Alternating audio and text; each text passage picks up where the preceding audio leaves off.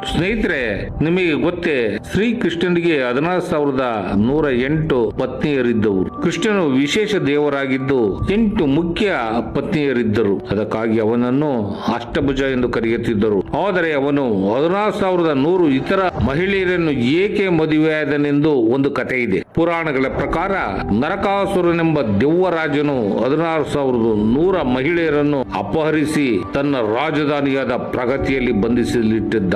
ಕೃಷ್ಣನು ತನ್ನ ಸತ್ಯ ಭಾಮಿಯೊಂದಿಗೆ ಗರುಡದ ಮೇಲೆ ಪ್ರಯಾಣಿಸಿ ಪ್ರಗತಿಯನ್ನು ದಾಳಿ ಮಾಡಿ ದೆವ್ವಗಳ ವಿರುದ್ಧ ಭೀಕರ ಯುದ್ಧವನ್ನು ಮಾಡಿದನು. ಆ ಯುದ್ಧದಲ್ಲಿ ಕೃಷ್ಣನು ಅನೇಕ ಶಕ್ತಿಶಾಲಿ ದೆವ್ವಗಳನ್ನು ಹೊಡೆದುರುಳಿಸಿದನು. ಕೃಷ್ಣನು ಅವನ ಬಂಧನದಲ್ಲಿದ್ದ 16,100 ಮಹಿಳೆಯರನ್ನು ಬಿಡುಗಡೆ ಮಾಡಿದನು. ಕೃಷ್ಣನು ಅವರಿಗೆ ಏನು ಮಾಡಲು ಇಚ್ಛಿಸುತ್ತೀರಾ ಎಂದು ಕೇಳಿದಾಗ ಅವರು ಕೃಷ್ಣನನ್ನು ಮದುವೆಯಾಗಿ ಸಮಾಜದಲ್ಲಿ ಮರುಗೌರವದಿಂದ ಬಾಳಲು ಬಯಸಿದರು. ಕೃಷ್ಣನು ಅವರನ್ನು ಎಲ್ಲ ಒಂದೇ ಶುಭಕ್ಷಣದಲ್ಲಿ ಮದುವೆಯಾದನು. ಅನೇಕ ಧ್ಯೇಯಗಳನ್ನು ಹೊಂದಿ ಅವರು ಮದುವೆಯಾದ ಮಹಿಳೆಯರ ಸ್ಥಾನವನ್ನು ಹೊಂದಿ ಸಮಾಜದಲ್ಲಿ ಗೌರವದಿಂದ ಬಾಳಲು ನಿಗದಿ ಮಾಡಿದ್ದ.